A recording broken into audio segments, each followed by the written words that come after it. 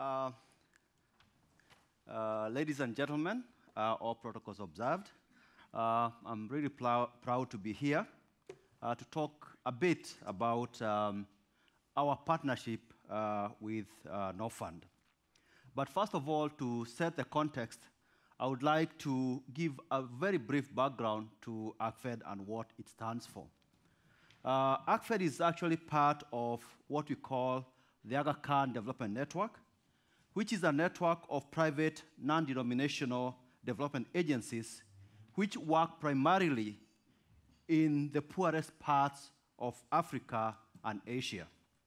We are in many sectors, and we've partnered with Norfund in a number of areas, including education and also in tourism.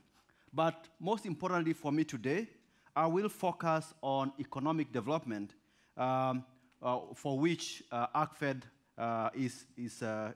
is key. We are in about 100 diverse companies in 15 countries, and we employ over 47,000 people. We generate over 4.1 billion in revenue, but most importantly, the profits are simply reinvested in the countries that we operate. And what is critical for us is that we aim, and I'll demonstrate this, to fill gaps. We never join the bandwagon. Next slide. Okay. Next slide, okay. Next one.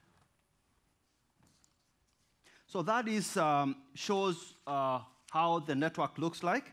But most importantly here is to say that the entity that is involved in infrastructure and industrial development is IPS in blue down there. And that is part of the entire network.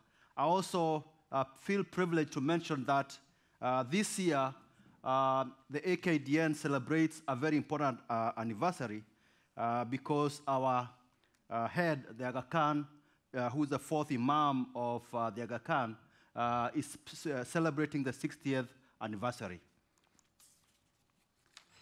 And I think, as was mentioned earlier, Africa has a very long way to go. And it has a long way to go because we have huge power demands, yet public sector funding resources are very limited.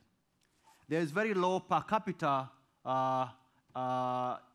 energy per capita, electricity per capita, and electricity access is amongst the world's lowest.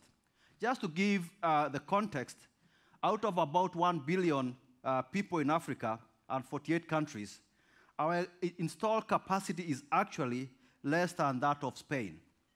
And in some of the countries that Norfund and maybe ourselves operate, Kenya, where you have the Lake Turkana, has only 50% access to electricity.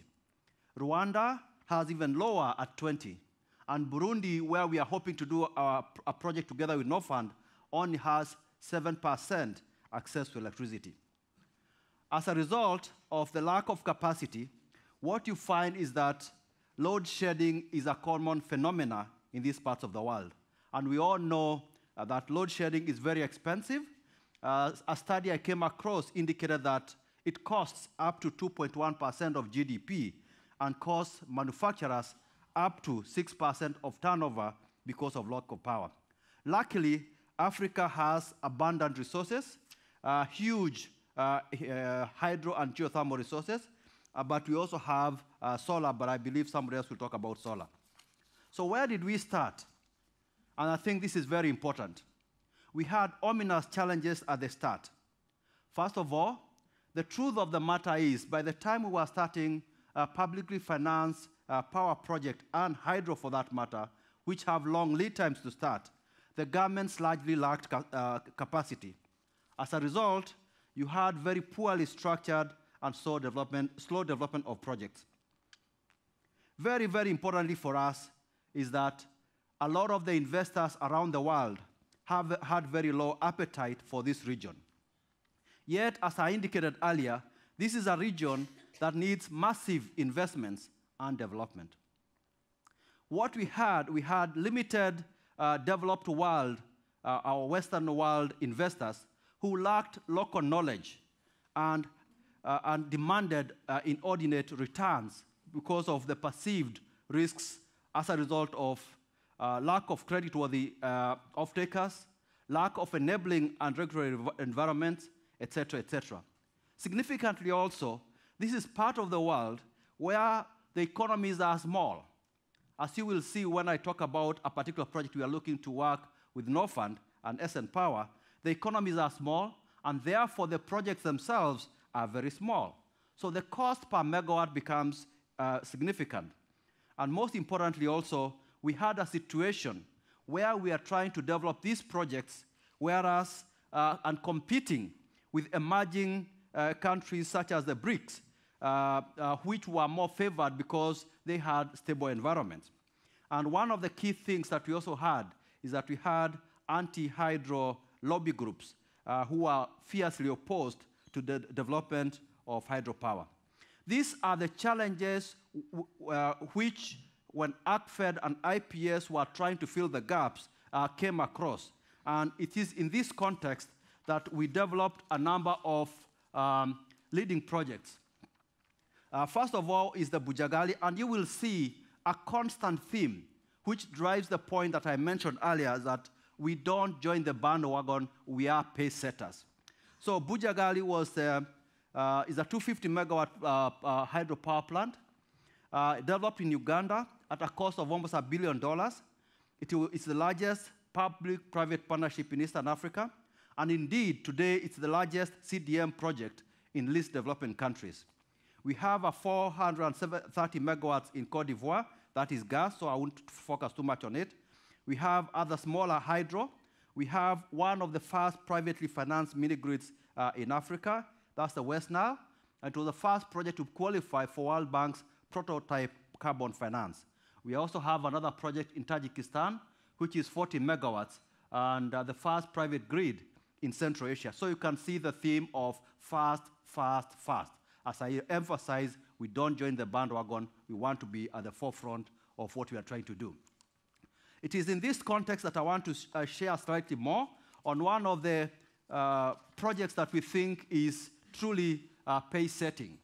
And here is a project that we developed at 250, but I believe it was probably a bit too early for SN Power or Norfund, because in 1997, when we were developing this project, we actually did approach SN Power amongst many other developers. So when I say that it was difficult to attract investors in this part of the world for such a huge project, it's actually real. But today, we sit very proud, the largest private finance hydropower project in Africa, and we reached commercial operation date in 2012. To date, the project achieves more than 99% availability. We have exceeded all contracted availability requirements, and it's a project that provides up to 50% of Uganda's power. We eliminated load shedding, which was happening every other day. It's attributed to about 2.6% growth in GDP. We believe we created over 250,000 jobs, 40% of whom are women, and we replaced power that costs over 35 cents per unit, and generates over almost 1 million or 900,000 CERs per annum, which is the largest in the developing countries. We have exceeded all targets, but of course, you see very interesting things being said in the media. But having said that, we are in a situation where we are seeing emerging challenges. The first one we are seeing is that there is a possibility of payment risks due to oversupply from publicly funded projects, most of which are funded by the Chinese. The Chinese are now sort of trying to crowd out independent power projects. We have high tariffs from traditional project finance, and we believe that blended and longer tenure financing will be required in order to avoid instances of what we call obsolescence bargaining, whereby governments try to renegotiate tariffs after effect. So we hope that by working with people like Norfund and SN Power, we can be able to bring affordable financing and longer-term financing in order to reduce those kind of risks.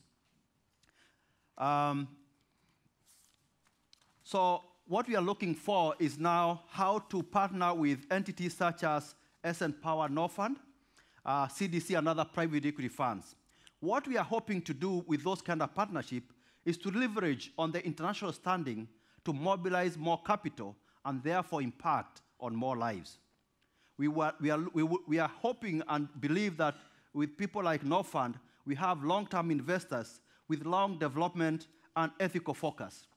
As far as hydro is concerned, we are looking to Norfund to broaden our association with our current group, but most importantly, to tap proven hydro expertise. I believe in the case of Norway, this is a traditional expertise as far as hydro is concerned. And it's in this context that we are hoping that in Ruzizi, which I'm going to talk about for the next 2 minutes, and possibly Bujagali, will herald long and successful partnership to develop large, mini, micro, and hydro opportunities in Eastern and Central Africa. The next slide largely shows the significance of our investments. Here is a situation whereby we want to develop the next project. It's a regional 147 megawatt hydro project. But as I said, the regions are pretty small. And therefore, the project sizes are small. But apart from the hydro, the energy or electricity aspect of it, we are very conscious of the environmental benefits of the project. So those pictures will show you the evolution of what happens to deforestation, and we end up in charcoal and fuel wood that provides energy. But the area largely relies on fuel wood that currently would cost up to 47 cents per unit. So the cost of energy will obviously be lower, but unless you have a large captive source of power, then there's a risk of environmental happening through deforestation.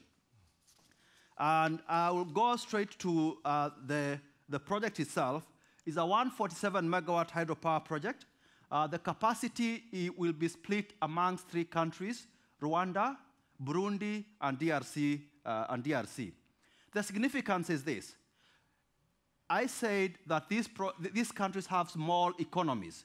So in Burundi, the 49 megawatts we are going to generate from this project will double the capacity of the country's energy requirements, electricity requirements. It will increase that of Rwanda by 33%, while in Eastern DRC, they don't have any source of baseload power in Eastern DRC. We will provide this power at 11 to 13 cents per unit, which compares very favorably with the 35 cents or 50 cents that fuel wood and other sources of energy would cost. The financing structure is largely to be financed through concession and grants, and this project has tremendous support from the World Bank, EIB, and AFDB, who will provide up to $350 million in grants and concession loans. The commercial loan is about $150 million, while we expect that IPS and SN Power and Norfund will contribute the balance of $100 million. The timeline is 24 months to financial close, and thereafter 48 months of construction. With that, I will rest my presentation, and thank you very much for your hearing. Thank you. Thank you. Dr. Kuruaki, maybe...